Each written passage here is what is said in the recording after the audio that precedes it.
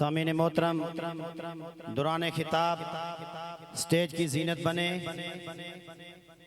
آج کے ہمارے معزز مہمان مبلغ عشق رسول حضرت علامہ مولانا حفیظ اللہ مصطفی صاحب جو کہ گجرانوالہ سے تشریف لائے، آپ ہی کے ساتھ میرے استاذ محترم فخر اہل سنت محسن اہل سنت حضرت علامہ مولانا الحاج حافظ صابر ایوب نقشبندی، آنے والے تمام معزز مہمانوں کو بزم کاروان عشق مصطفیٰ کی جانب سے آلن و سالن مرحبا، جی آیا نو خوش آمدید کہتا ہوں۔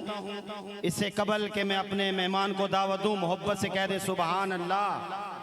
اللہ کا حبدار حسین ابن علی ہے، قرآن کا طرفدار حسین ابن علی ہے، تیار ہے کٹنے کو وہ اسلام کی خاطر، ایک صاف سا انکار حسین ابن علی ہے، اور سرکار مدینہ کی آنکھوں کا ہے تارا، سرکار مدینہ کی ہے آنکھوں کا تارا، حیدر کا دلدار حسین ابن علی ہے، شبیر کی توقیر کا تم پوچھ رہے ہو، شبیر کی توقیر کا تم پوچھ رہے ہو، کونین کا سردار حسین ابن علی ہے، اور اٹھتی ہے تو کرتی ہے باطل کا صفایا، اٹھتی ہے تو کرتی ہے جو باطل کا صفایا، وہ تیغ ذوالفقار حسین ابن علی ہے، اور اس شاہ کے خداوند سے خود عشق یہ بولا ہوں جس کا طلبگار حسین ابن علی ہے، محفوظ ہے اسلام تو اس بات پہ حاکم، محفوظ ہے اسلام تو اس بات پہ حاکم، اسلام کی دیوار حسین ابن علی ہے، ارے دارین کا سلطان حسین ابن علی ہے، ایک بولتا قرآن حسین ابن علی ہے، ارے مانا کہ مسلمان کی پہچان ہے کلمہ، پر کلمے کی بھی پہچان حسین ابن علی ہے، پر کلمے کی بھی پہچان حسین ابن علی ہے۔ آپ کی انہی محبتوں اور عقیدتوں کے درمیان میں دعوت خطاب دینے لگا ہوں۔ عظیم خطیب، عظیم مبلغ رسول، میری مراد حضرت علامہ مولانا حفیظ اللہ مصطفی صاحب جو کہ گجرانوالہ سے آج کے ہمارے مہمان، محبت کے ساتھ اپنے مہمان کا استقبال کیجئے اور بھرپور انداز میں نعرے کا جواب دیجئے۔ نعرے تکبیر، اپنے دونوں ہاتھوں کو کھڑا کر کے نعرے رسالت، نعرے تحقیق، گواہ مدینے کی ہر گلی ہے، جدھر بھی دیکھو علی علی ہے، نعرے حیدری، حسینیت، جو حسینی بیٹھے دونوں ہاتھوں کو فضا میں لہرا کر نعرے کا جواب دیں، حسینیت، حسینیت، حسینیت، یزیدیت، نعرے حیدری۔ الحمدللہ رب العالمین، بسم اللہ الرحمن الرحیم، قل لا اسألکم علیہ اجرا الا المودۃ فی القربى، صدق اللہ العظیم۔ درشی پڑھیے گا، الصلاۃ والسلام علیک یا رسول اللہ وعلی آلک واصحابک یا سیدی یا حبیب اللہ، الصلاۃ والسلام علیک یا رحمۃ للعالمین وعلی آلک واصحابک یا سیدی یا حبیب اللہ۔ تمام تعریف و توصیف، حمد و ثنا اللہ جل مجدہ الکریم کی ذات بابرکات کے لیے، جو تمام جہانوں کا پالنے والا ہے۔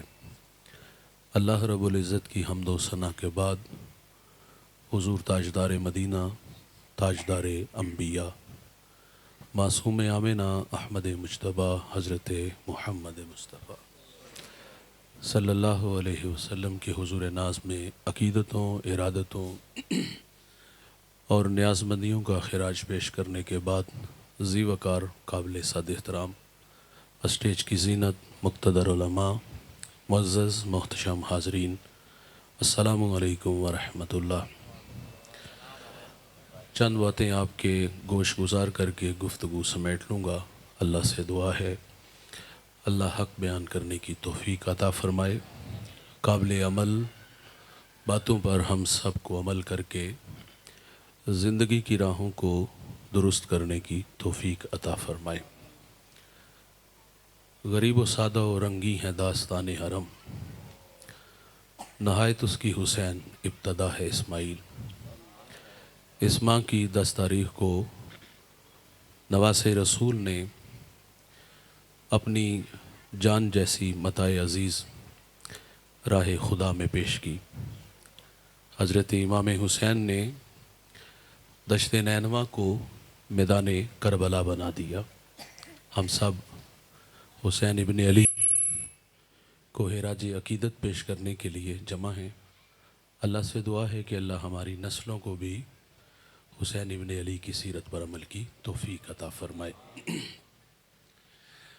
हज़रत उम्मे फ़ज़ल रदी अल्लाह ताला अन्हा ये रिश्ते में हुजूर की चची लगती हैं। हुजूर की खिदमत में हाजिर हुई, घबराई हुई थी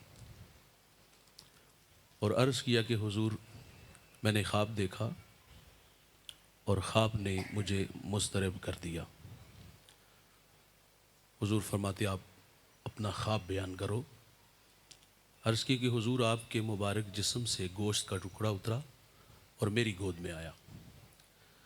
तो हुजूर फरमाते चची ये ख्वाब मुबारक है, अन करीब अल्लाह मेरी बेटी फ़ातिमा को बेटा देगा और वो आपकी गोद में आएगा। फिर अल्लाह ताला ने 4 हिजरी 5 शबानुल मुअज़्ज़म को अल्लाह ताला ने सैयदा फ़ातिमा रदी अल्लाह ताला अन्हा को बेटा दिया, जिसको ज़माना हुसैन इब्न अली के नाम से जानता है। हज़रत इमाम हुसैन रदी अल्लाह ताला अन्हु के बड़े भाई हज़रत इमाम हसन, उनकी अभी मुद्दत रज़ात दूध पिलाने की मुद्दत अभी ख़त्म नहीं हुई थी। तो हुजूर ने अपनी चची से फ़रमाया कि मेरे बेटे हुसैन को दूध आप पिलाएंगी। वो ख्वाब और उसकी ताबीर इस तरह मुकम्मल होती है। जब इमाम हुसैन रदी अल्लाह ताला अन्हु की विलादत हुई तो आपको सफ़ेद कपड़े में लपेट करके हुजूर की खिदमत में पेश किया गया। तो मेरे नबी ने दाएं कान में अज़ान पढ़ी, बाएं में अकामत कही और फिर हुजूर ने अपना मुबारक लुआब हुसैन इब्न अली के मुंह में रख दिया। देखिए भाई, हुसैन इब्न अली का एज़ाज़ दुनिया में आए और दुनिया में आते ही जो सबसे पहली गज़ा नसीब हुई वो मोहम्मद अरबी का लुआब दहन नसीब हुआ। ये वो मुबारक लुआब है जो हज़रत जाबर की हंडिया में आए तो बरकत आए, हज़रत कतादा की आँख पे लगे तो शिफा मिले। खैबर के मुकाम पर मौला कायनात को अशोब चशम था, आँखें दुख रही थी, तो मेरे करीम अपना मुबारक लुआब लगाते हैं तो अल्लाह शिफा अता फरमा देता है। हज़रत फ़दैक रदी अल्लाह ताला अन्हु सांप के अंडों पे पाँव आया, बिनाई चली गई, हुजूर की खिदमत में हाजिर हुए। अर्ज़ किया कि हुजूर इस चौखट से साइल खाली नहीं जाते, आँखों के दीदे रोशन कर दे। तो मेरे नबी ने अपना मुबारक लुआब लगाया तो आँखें चमकना शुरू हो गई और भाई आँखें इतनी रोशन हुई, इतनी रोशन हुई। आप फरमाते मैं 80 साल का बूढ़ा हो गया था तो मैं सुई में धागा भी डाल लिया करता था। शेख जज़ूली दलाइलुल खैरात, जिन्होंने दुरूद पे किताब लिखी, उम्मत को, हुजूर की उम्मत को तोहफ़ा दिया, इसको लिखने का सबब बयान करते हैं। आप फरमाते मैं सफ़र में था तो सरे राह नमाज ज़ोहर का वक्त हुआ, लेकिन वक्त तंग था। एक कुआं नज़र आया, लेकिन कुएं से पानी निकालने के लिए हमारे पास डोर रस्सी नहीं थी। करीब एक 8-9 साला बच्ची बकरियां चरा रही थी, तो मैंने कहा बेटा अपने गांव से डोर रस्सी ला दो। वो डोर रस्सी नहीं लेने गई, हज़रत से मुखातिब हुई और कहती हज़रत कहाँ के इरादे हैं? फरमाते मैंने मंजिल से आगाह किया। तो कहा किस बस्ती के रहने वाले हो? डेरा बताया। कहती है मौलाना नाम क्या है? शेख का नाम बड़ा मारूफ था। जब नाम बताया ना तो फटी निगाहों से देख के कहती नाराज़ नहीं होना, मैंने अपने बड़ों से आपके तकवा व इबादत के तज़किरे सुने हैं, अफसोस आपसे एक छोटा सा काम भी नहीं हुआ। शेख फरमाती ये तबीयत की खुद एतमादी और फिर वो मेरे पास से बेनियाजी से गुज़रना, कुएं पर आना और कुएं पर आकर उसने थूक फेंकी तो वो चश्मा बन के पानी ऊपर आ गया। फरमाते सारा बदन पसीने से शराबूर हो गया कि अल्लाह कहानी क्या है? خیر وضو کیا، نماز پڑھی، بچی کو بلا لیا کہ بیٹا کیا وظیفہ پڑھتی ہو جس کی برکت سے یہ پانی اوپر آیا؟ تو وہ کہتی حضرت صبح اجڑ لے کے آتی ہوں، شام گھر چلی جاتی ہوں۔ فرماتے میں نے ترلا کیا تی ہے 10 میں بھی پڑھاں گا، میرے مرید بھی پڑھن گے، میرے شاگرد بھی پڑھن گے، میرے بچے بھی پڑھن گے۔ تو اس نے کہا پھر حضرت سنو، مجھے ایک بات پہ بڑا فخر ہے، میں سارا دن بکریاں بھی چراتی ہوں اور سونے محمد پہ درود بھی پڑھتی ہوں، اور میں نے تو حضور کی سنت کو ادا کیا ہے۔ حضور سفر میں تھے، پانی کی ضرورت تھی تو سریرا کنواں آیا، تو میرے نبی نے اس کنویں میں اپنا لعاب دہن پھینکا تو وہ چشمہ بن کے پورا پانی اوپر آ گیا۔ میں فرض محبت ادا کر رہا ہوں، کسی کی ادا کو ادا کر رہا ہوں، یہ وہ مبارک لعاب فدیک کی آنکھوں پہ لگے شفا ملے، کنویں میں آئے تو وہ میٹھا ہو جائے۔ تو حضرت امام حسین رضی اللہ تعالیٰ عنہ کا اعزاز کہ آپ دنیا میں آئے، اور دنیا میں آتے ہی جو سب سے پہلی غذا نصیب ہوئی وہ حضور کا مبارک لعاب نصیب ہوا۔ اللہ کے رسول صلی اللہ علیہ وسلم نے سیدہ فاطمہ سے فرمایا کہ 7 دن بعد میرے بیٹے کا عقیقہ کرنا، سر کے بال اتار کے چاندی کے برابر وزن کرنا اور اس کو صدقہ کر دینا۔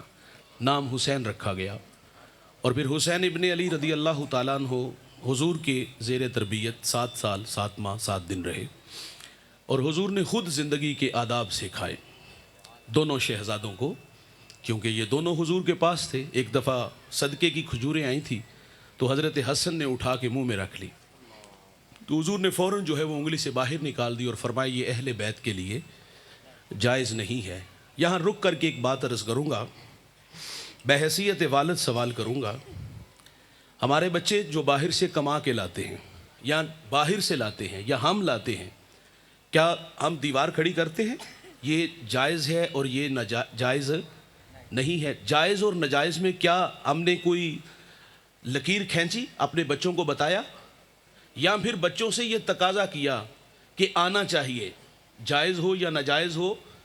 کیونکہ خواب ہم نے دیکھے، ہم نے برادری میں نام، ہم نے بڑا گھر، بڑی گاڑی، بڑا بنگلہ، اور ہم نے نام بنانے کے لیے کہا بچوں جیسے بھی ہے ہمیں پیسہ چاہیے، تو پھر بھائی جان اپنی اولاد سے خیر کی توقع آپ کبھی بھی نہ رکھیے گا۔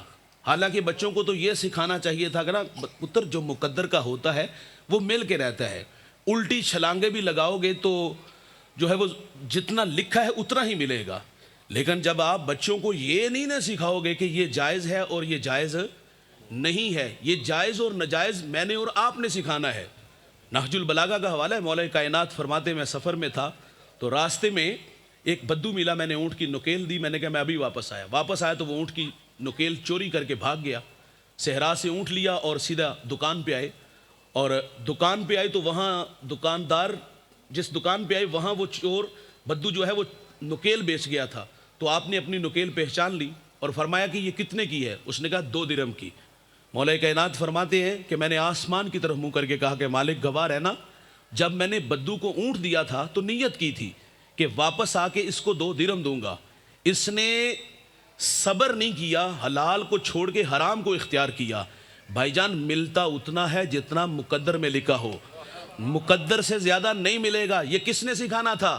یہ میں نے سکھانا تھا، یہ آپ نے سکھانا تھا کہ بیٹا اللہ کی تقسیم پہ راضی رہنے کا مزاج رکھو، اوپر نہیں نیچے دیکھنے والا مزاج رکھو، یہ ہم نے سکھانا تھا۔ لیکن معذرت سے کہوں گا اب تو دوڑ لگی ہے، ہم کہتے کہ شریکہ دا بال کتھے چلا گیا، تو نکمیا آج بھی اتھے کھڑا ہے، تو ریڑھی تھے کھلوتا ہے۔ تو پھر جب بچوں سے تقاضے بڑے بڑے تو پھر بچے حلال حرام کی تمیز کیے بغیر لا کے دیں گے، اور جب ہم سوال بھی نہیں کریں گے یہ کہاں سے آیا، تو پھر آنے والے کل سے اپنی اولاد سے خیر کی کبھی بھی توقع نہ رکھیے گا۔ اور بھائی جان رزق حرام سے جو پلنے والے وجود ہوتے ہیں اللہ ان کی دعائیں بھی قبول نہیں کرتا۔ ایک لقمہ حرام کا کھاؤ نا، صرف ایک لقمہ، تو 40 دن دعا قبول نہیں ہوتی۔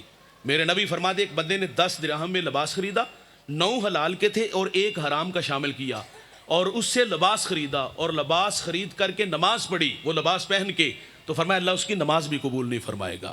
من دودھ اکٹھا کرو، اس میں 1 قطرہ پیشاب کا ڈال دو تو کیا ہوگا؟ سارا دودھ ناپاک ہو جائے گا۔ بھائی حلال میں حرام کو شامل کرو گے تو سارا ہی حرام ہو جائے گا۔ تو یہ تو میں نے اور آپ نے سکھانا تھا یار۔ حضرت ابو دردہ رضی اللہ تعالیٰ عنہ فجر کی نماز پڑھتے فوراً گھر چلے جاتے ہیں۔ صحابہ نے شکایت کی حضور یہ جلدی چلے جاتے ہیں۔ حضور نے فرمایا اب کے 12 ہیں تو انہیں روک لینا۔ فرمایا جلدی کس بات کی ہوتی ہے؟ تو عرض کی حضور میرے ہی ہمسائیگی میں جو میرا ہمسایہ ہے اس کے گھر میں کھجور کا درخت لگا ہے، اور جب صبح کے وقت مدینے میں ٹھنڈی ہوائیں چلتی ہیں نا تو کچھ کھجوریں میرے گھر میں گرتی ہیں، جلدی اس لیے چلا جاتا ہوں کہ کہیں بے خبری میں میرے بچے وہ کھجور اٹھا کے نہ کھا لیں تو میں اٹھا کے اس کے گھر میں پھینک دیتا ہوں۔ وہ تو محتاط لوگ تھے، احتیاط کرنے والے لوگ تھے۔ رزق حرام سے جو وجود پلیں گے تو ان سے خیر کی توقع اور ان کی دعائیں بھی قبول ہے، اور اگر رزق حلال والا مزاج ہوگا نا تو پھر سنو میاں شیر محمد شرک پوری کو۔ میاں شیر محمد شرک پوری وہ عظیم اللہ کا ولی نماز فجر پڑھتے ہیں، فجر کے فوراً بعد وضو خانے کی چھت پہ بیٹھ کے وظائف میں مشغول ہو جاتے ہیں۔ ایک دن نمازیوں نے کہا کہ آج میاں صاحب سے دعا کی درخواست کرنی ہے، اور میاں صاحب نماز فجر کے بعد وظائف میں مشغول ہو گئے، اور وہ ایسے زاویے میں کھڑے ہوئے جہاں سے وہ آسانی سے دکھائی دینے لگے۔ جب حضرت دزدیدہ نگاہوں سے اپنے مریدوں کو دیکھتے ہیں تو وہ زبان سے تو نہیں کہتے کہ میاں جی دعا کرو، بلکہ ہاتھ کے اشارے سے کہتے ہیں اللہ سے دعا کی درخواست کرو، لیکن آپ پھر اپنے وظیفے میں مشغول ہو جاتے ہیں۔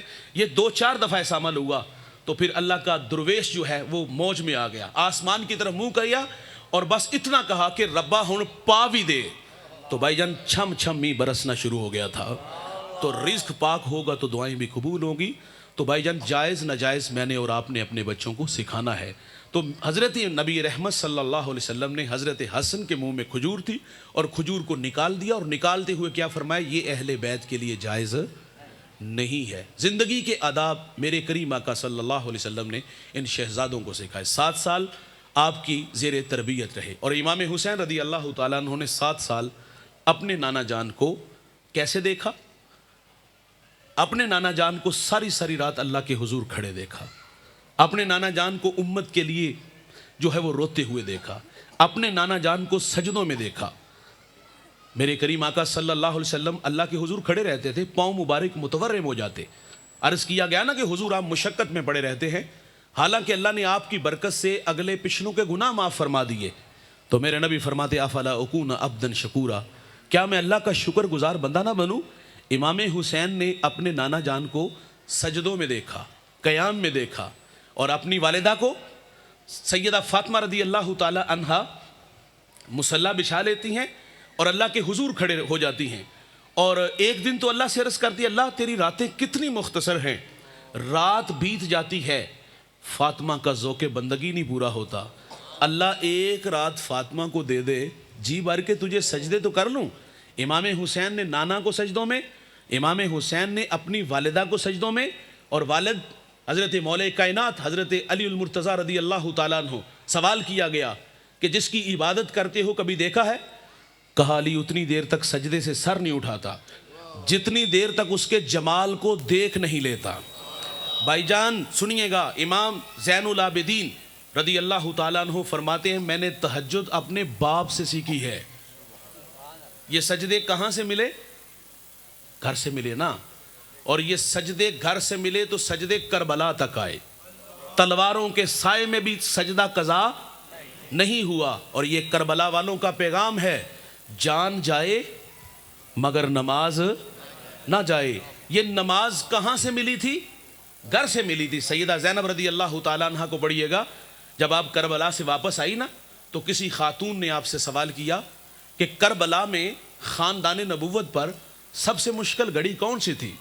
پوچھنے والے کی غرض سمجھ میں آتی ہے، وہ شہادتوں کی تڑپتی داستان سننا چاہتی تھی۔ بھائی جان سیدہ زینب کے پاس سنانے کے لیے بہت کچھ تھا، ہے دل میں درد و علم کے فسانے بھرے ہوئے، مدتوں سناؤں گر کوئی درداش نہ ملے، سنانے کے لیے تو بہت کچھ تھا۔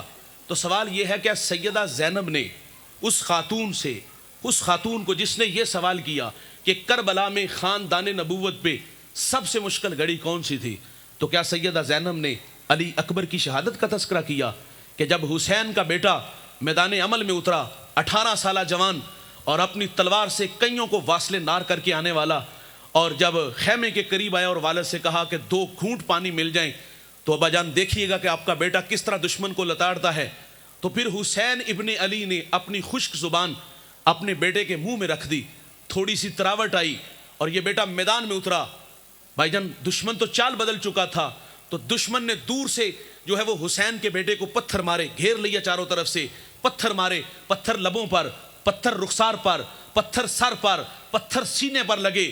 حسین کا بیٹا کربلا کے میدان میں 18 سالہ حسین جوان بہادر، جب اتنے پتھر لگے کہ خود کو وہ سنبھال نہ سکا، زخموں کی تاب نہ لا سکا، گھوڑے سے زمین کی طرف آیا اور آواز دے کے کہا ابا مجھے سنبھالیے گا۔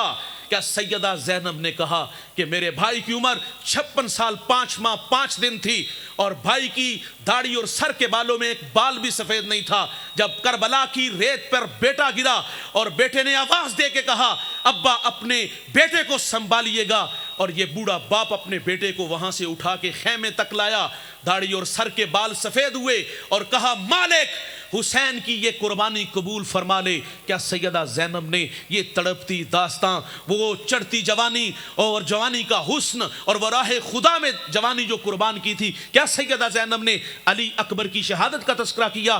سنانے کے لیے اور بھی کچھ تھا۔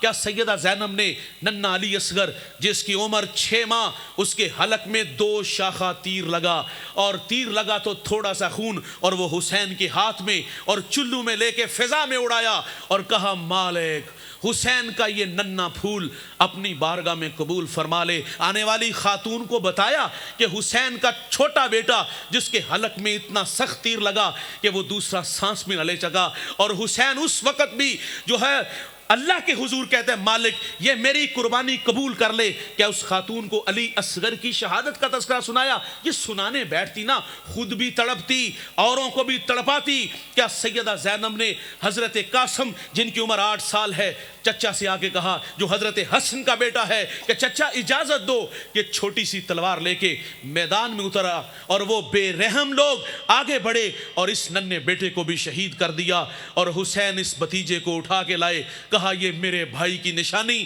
اللہ اس نے بھی اپنی جان تیری راہ میں دے دی، اللہ اس کو بھی قبول کر لے۔ کیا سیدہ زینب نے حضرت قاسم کی شہادت کا تذکرہ کیا؟ نہیں میرے بھائی، نہ حضرت قاسم کی شہادت کا تذکرہ ہوا، نہ حضرت علی اکبر کی شہادت کا تذکرہ ہوا، نہ علی اصغر کی شہادت کا تذکرہ ہوا، نہ اون محمد کی شہادت کا تذکرہ۔ سنانے بیٹھتی، یہ سنانے کے لیے یہ درد تھا، اگر سنانے بیٹھتی خود بھی تڑپتی، اوروں کو بھی تڑپاتی۔ کیا حضرت عباس کے بازو کٹے، ان کٹے ہوئے بازوؤں کا تذکرہ چھڑا، خیموں کو آگ لگی، کیا اس دکھی داستان کا تذکرہ کیا، اور لاشوں پہ گھوڑے دڑائے گئے، کیا اس داستان کا سیدہ زینب نے تذکرہ کیا؟ سنانے بیٹھتی، خود بھی تڑپتی، اوروں کو بھی تڑپاتی۔ لیکن میرے دوست، میرے بھائی، سیدہ زینب سے سوال کرنے والی خاتون جس کی غرض کہ وہ شہادتوں کی تڑپتی داستان سنائے، نہیں سنائی سیدہ زینب نے حضرت علی اکبر کی شہادت، علی اصغر کی شہادت، حضرت امام حسین کی شہادت، حضرت قاسم کی شہادت، عباس کے کٹے ہوئے بازو۔ بھائی جان سنانے کے لیے بہت کچھ تھا، لیکن سیدہ زینب نے فرمایا کربلا میں مشکل گھڑی، دھیان سے سنیے گا، پردے میں بیٹھی ہوئی میری مائیں بہنیں بیٹیاں دھیان سے سنیے گا، اور آج کا یہ پیغام میری ماؤں بہنوں بیٹیوں کے لیے ہے، دھیان سے سنیے گا، اور آپ بھی اپنے من میں جگہ دیجئے گا اور اپنی اولاد کی، اپنی بیٹیوں کی تربیت کیجئے گا۔ سیدہ زینب نے کربلا میں کیا کہا؟ کربلا میں خاندان نبوت پر مشکل گھڑی، خیموں کو آگ لگی، بچوں کو اکٹھا کرنے، لاشوں کو جمع کرنے میں کچھ وقت لگا تھا۔ آپ فرماتی اس وقت ہماری نماز مغرب میں تھوڑی سی تاخیر ہو گئی، تاخیر ہوئی بھائی، تاخیر قضا نہیں۔ آج ہماری نمازوں میں تاخیر ہے یا قضا؟ حسینی ہو، حسین کے نام پہ جمع ہوئے ہو، حسین کی یاد میں، تھوڑی سی آواز کم کرے، حسین کی یاد میں تڑپنے والوں، حسین کی یاد میں آنسو بہانے والوں، حسین کے نام کے نعرے الامپنے والوں، محبت ہے، ہم اس محبت کا احترام کرتے ہیں، یہ محبت اللہ رسول اور شہزادوں کی بارگاہ میں قبول فرمائے۔ لیکن آگے بڑھو، میں مر کے بھی زندہ ہوں، اہل وفا کی محفل میں، میری محفل میں آ، میرا مزار نہ پوچھ، دوڑو ان راہوں پہ۔ محبت کہتے ہیں عمل آسان کرتی ہے، محبت دعویٰ ہے، عمل دلیل ہے۔ حسینیت کے نعرے معذرت سے کہوں گا کھوکھلے ہو گئے۔ حسین ابن علی، حسین کی اولاد، حسین کی بہن کربلا میں کیا کہتی ہے؟ مشکل گھڑی ہمارے اوپر تھی کہ جب ہماری نماز مغرب میں تھوڑی سی تاخیر ہو گئی، قضا نہیں کہی، تاخیر کہی، اور حسین کے نام پہ جمع ہونے والے ماؤں بہنوں بیٹیوں اور بھائیوں، ان کی تو نماز میں تاخیر ہو تو وہ کہتے کربلا میں مشکل گھڑی ہے۔ میں اور آپ دیکھیں ہمارے پاس کتنی نمازیں ہیں۔ کربلا والوں نے ہمیں پیغام نہیں دیا جان جائے نماز نہ جائے؟ اور میرے بھائی، جہاں نماز زندہ ہے وہاں دین زندہ ہے، اور جہاں نماز زندہ نہیں وہاں دین کہاں ہوگا؟ اور آج ریشو دیکھ لے کتنے لوگ نماز پڑھتے ہیں، آپ انگلیوں کے پوروں پہ گن کے بتائیں گے۔ یہ نہیں حساب لگانے میں کوئی ٹائم لگے گا، بھی بتائیں گے زندگی میں کتنی نمازیں پڑھی۔ فجر، جمعہ، عید، فخر سے کہنے والے بھی ملیں گے جمن تو لے گئے ہون تک کدی مسجد منہ بھی نہیں ویکھیا۔ ریشو بتا رہا ہوں، کل سے شروع کریں گے۔ کل شروع ہوئی، کل ضرور آئے، وعدہ کر کے گئے تھے نا، بے وفا نہیں نکلے، وفادار تھے، لیکن رخ بدل لیا انہوں نے۔ کل آئے تو مسجد میں نہیں، کل آئے تو امام کے پیچھے نہیں، کل آئے جنازے گاہ میں، کل آئے امام کے پیچھے نہیں، امام کے آگے۔ اور یہ کندھے، آپ کے کندھے میرے کندھے گواہ ہیں، ان کندھوں پہ ان حسینوں کو، ان جوانوں کو جو اللہ کی دھرتی پہ اکڑ اکڑ کے چلتے تھے، جو اپنے جیسا کسی کو نہیں سمجھتے تھے، جو سمجھتے تھے میرے جیسا کون، ہم نے اسے حسینوں کو، جوانوں کو ان کندھوں پہ اٹھایا اور منا من مٹی کے نیچے چھوڑ کے آئے۔ بھائی جان، جنہوں نے کہا تھا کہ کل سے شروع کریں گے، کل آئے تو قبرستان میں، کل آئے تو جنازے گاہ میں، کل آئے تو قبر کی مٹی کا رزق بنے، یہ وعدہ کر کے جاتے کہ کل سے شروع کریں گے۔ کوئی کہتا ہے کپڑے پاک نہیں، کپڑوں کی کہاں کہانی ہے، من گندے ہو گئے۔ اگر یہ من ستھرے ہوتے تو پیوند لگے کپڑے اللہ کے حضور کھڑا کر دیتے۔ ہاں، نماز کی دعوت ہوتے، کہتے تھے کہ مولوی صاحب، یہ بھی بعض لوگ ہمیں ملتے وہ کہتے ہیں مولوی صاحب اسی نہیں پڑھ دے، لیکن اے نکمے تے پڑھن۔ باپ بے نمازی ہو، بیٹے کو سجدے ملیں گے؟ اولاد کو نیک بنانا ہے، خود نیک بنو۔ باپ بے نمازی، بیٹے کو سجدے کہاں سے ملیں گے؟ ماں بے نمازی ہے، بیٹی کو سجدے کہاں سے ملیں گے؟ کیا اولاد کو سکھا نہیں سکتے کہ میرے رسول معراج کی خلوتوں سے امت کے لیے 5 نمازیں لائے؟ کیا اولاد کو سکھا نہیں سکتے تھے کہ میرے نبی نے اس امت سے کتنی محبت کی؟ آئے رہے اور اللہ کے حضور حاضر ہونے لگے تو اس وقت بھی اس امت کے نغمے تھے۔ فضل بن عباس کہتے ہیں جب مرکز نور میں حضور کو اتارا گیا تو لب حرکت میں تھے، کان قریب کر کے سنا تو حضور اس وقت بھی فرما رہے تھے اللہ میری امت کی مغفرت فرما دے۔ کیا ہم نے اپنی بیٹوں کو سکھایا کہ اس نبی کے امتی ہو تم جس نبی نے رو رو کے تمہارے لیے دعائیں مانگی؟ عذاب کی آیتیں اتری نا، رنگ متغیر ہوا، مجمع صحابہ سے اٹھے اور باہر چلے گئے۔ صحابہ سمجھے شاید حضور کسی حاجت کے لیے گئے ہیں، تھوڑی دیر انتظار کیا، تشریف نہ لائے تو تلاش کرنا شروع کیا، 1 دن 2 دن، حتیٰ کہ تیسرے دن کا سویرا طلوع ہوا، ممبر اداس، گلیاں اجڑ گئیں، بلال حبشی مدینے کی گلیوں میں چیخیں مار مار کے روتا ہے، سیدہ فاطمہ گھر میں غشی پر غشی آ رہی ہے۔ واصف علی واصف کہتے ہیں شرم مکان کا نہیں مکین کا ہوتا ہے، یثرب تھا بیماریوں کا گھر تھا، سونے محمد کے قدم لگے اللہ مدینے کی خاک میں شفا رکھ دیتا ہے۔ تیسرا دن ہوا، صحابہ جنگل میں چلے گئے، چرواہا ملا، اس سے کہتے یار اس نام کا کوئی شخص تو نہیں دیکھا؟ اس نے کہا اتنا میٹھا نام تو پہلی دفعہ سنا ہے۔ ہاں میں اتنا جانتا ہوں، وہ سامنے غار دیکھتے ہو جس کا نام جبل صلاح ہے، وہاں ایک جوان ہے جو صبح بھی روتا ہے شام بھی روتا ہے، اور کہتا ہے وہ بکریاں دیکھو میری حلقہ بنائے بیٹھی ہیں، نہ کچھ کھاتی ہیں نہ کچھ پیتی ہیں، وہ روتے ہیں تو یہ بھی روتی ہیں۔ کہا وہ رونے والا کیا کہتا ہے؟ کہا اس کے لہجے کے درد نے انہیں بھی رلا دیا، جانوروں کو بھی رلا۔ کہا کیا کہتا ہے؟ کہا اس نے کہا وہ امتی امتی کے نغمے دیتا ہے۔ صحابہ اندر داخل ہوئے، بے جان جسموں میں جان آئی، کیا دیکھتے ہیں کہ حضور کی پیشانی نکیلے پتھر پہ جھکی ہے، رو رو کے کہہ رہے تھے اللہ میری امت، اے اللہ میری امت، اے اللہ میری امت۔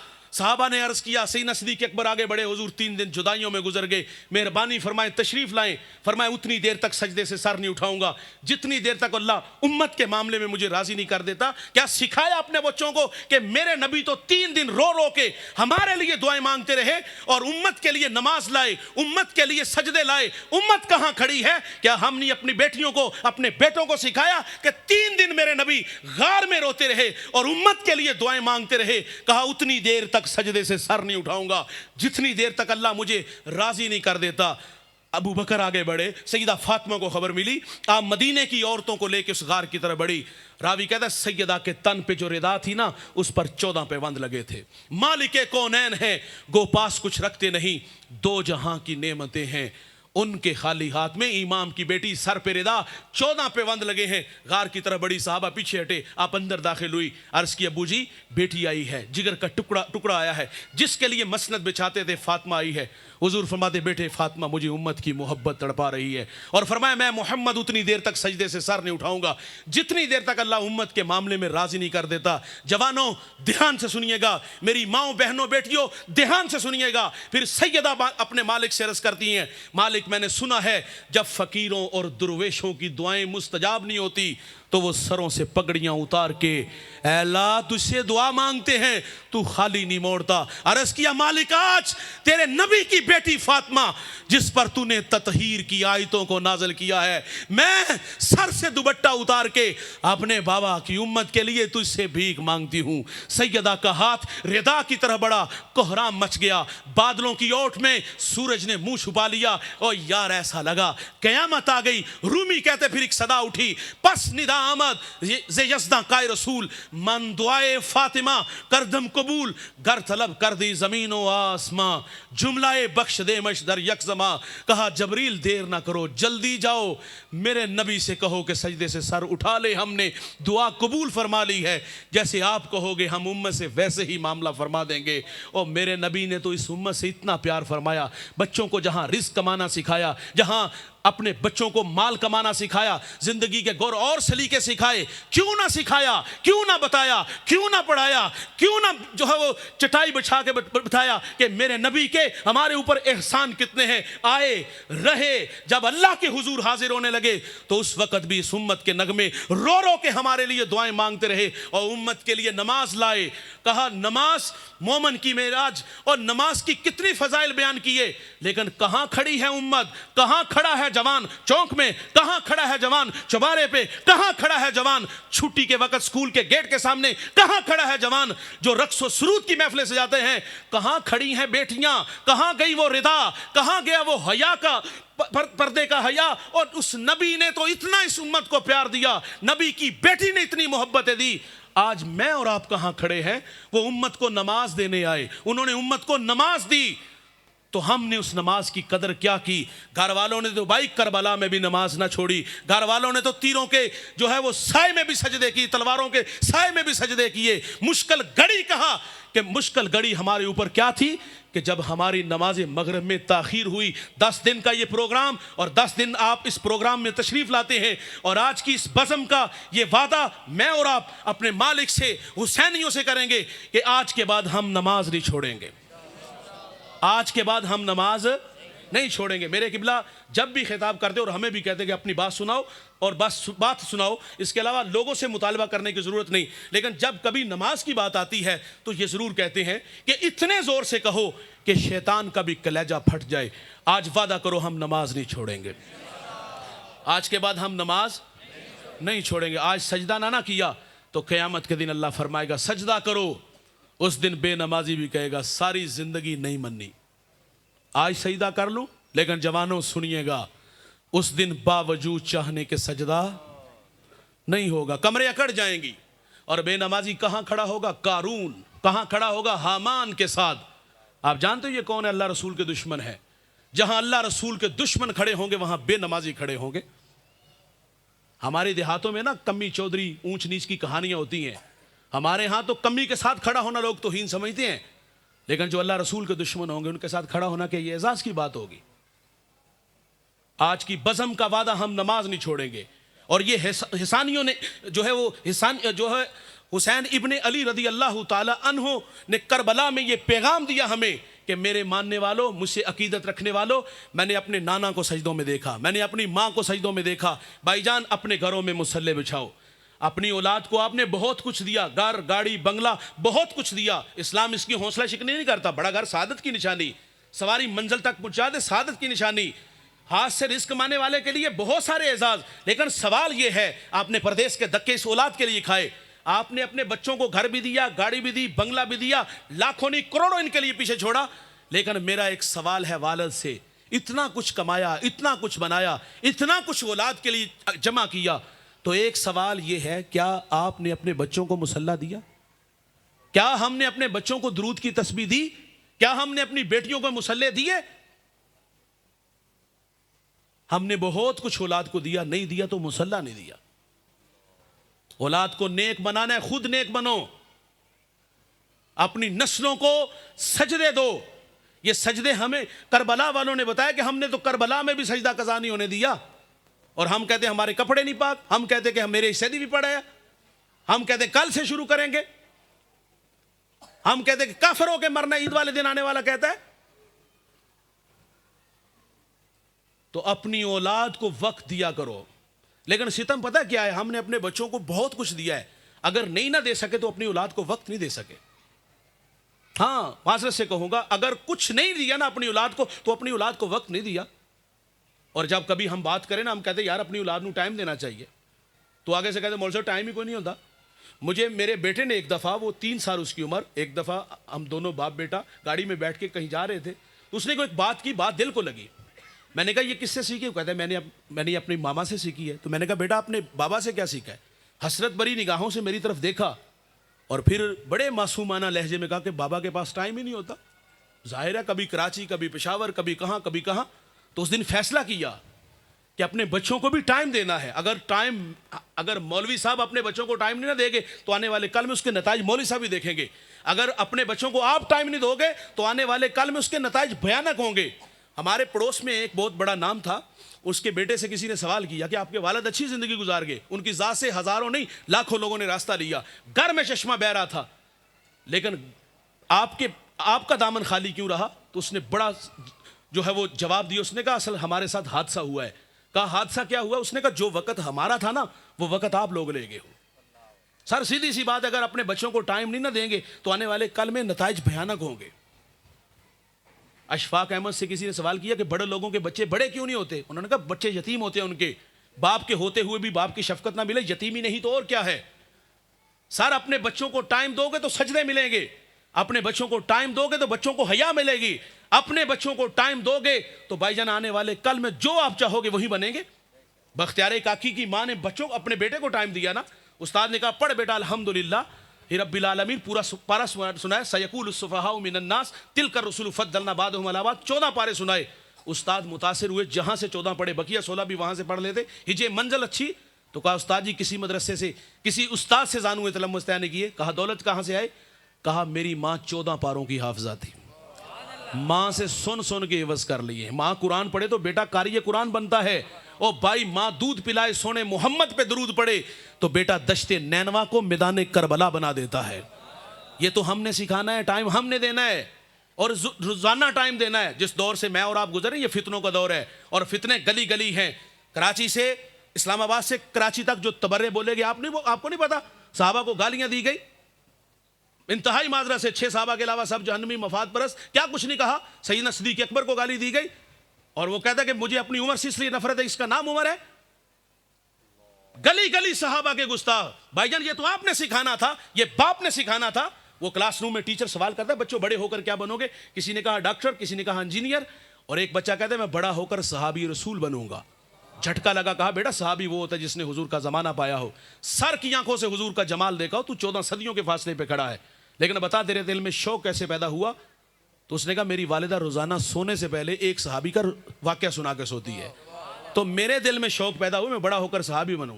بھائی جان روزانہ چٹائی بچھاؤ نا اور روزانہ بٹھا کے کہو بچوں کو سکھاؤ، اپنے بچوں کو سیدنا صدیق اکبر کی باتیں سناؤ، عمر فاروق کی باتیں سناؤ، عثمان غنی کی باتیں سناؤ، مولا کائنات کی باتیں سناؤ، ابو ذر غفاری کی باتیں سناؤ، امیر معاویہ رضی اللہ تعالیٰ عنہ کی باتیں سناؤ. یہ آپ نے سنانی ہے. اگر سکھاؤ گے نا چٹائی بچھا کے روزانہ کی بنیاد پہ، جس طرح کلاس میں ٹیچر سبق لے کے آتا ہے، یہ ماں باپ کا حق تھا. آنے والے کل میں کوئی بکواس کرے گا نا گدی سے زبان کھینچے گا. ماں بچپن میں سکھا گئی ہے. میرے نبی فرماتے ہیں کہ دنیا میں سب کو صلہ دیا ہے، ابو بکر کو صلہ قیامت کے دن میرا رب عطا فرمائے گا. اگر آپ نے سکھایا ہوتا نا عمر فاروق کے بارے میں جو بات کرتے ہیں، میرے نبی تو فرماتے جب نیک لوگوں کا ذکر کرو تو میرے عمر کا بھی ذکر کرو. یہ کس نے سکھانا تھا؟ ہم نے سکھانا تھا. لیکن ستم پتہ کیا ہوا؟ ہم نے اپنے بچوں کو ٹائم نہیں دیا.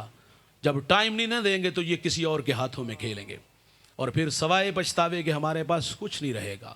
تو حسین ابن علی رضی اللہ تعالیٰ عنہ نے یہ پیغام دیا اور کربلا والوں نے یہ پیغام دیا، جان جائے مگر نماز. میں آپ کو واقعہ تو نہیں سنا سکا، لیکن جو واقعہ کربلا سے ہمیں جو پیغام ملتا ہے، اور پھر حسین ابن علی رضی اللہ تعالیٰ عنہ نے وقت آخر جب سر تن سے جدا ہوا تو نیزے کی نوک پہ حسین ابن علی نے قرآن پڑھا تھا.